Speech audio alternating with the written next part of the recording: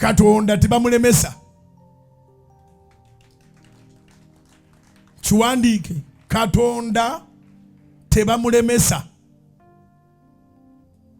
Ensonga y'okubanga tusaba kwe kuwangula buli sitaani kyayagala okukola ngalowooza alemesa ffe, naye ng'ate alemesa Katonda, naye ng'ate Katonda tebamulemesa.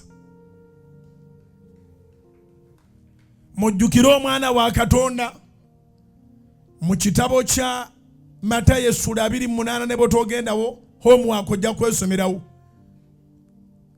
27 Matayo 27 bwebeggwako abaatemula Yesu bagenda okusaba obukuumi, kubanga Yesu yalina ekigambo nga bw'olina ekigambo.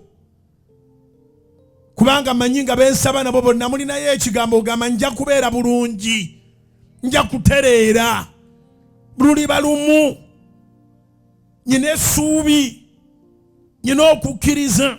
Kati ekigambo kya Yesu kyali kigamba, kubanga yalina otufiirira, ffe tuteekwa kufa, yalina otufiirira. Ekiki ekyali kigamba nti mu nnaku 3 ajja kuba azuukidde. 3 days, ennaku 3.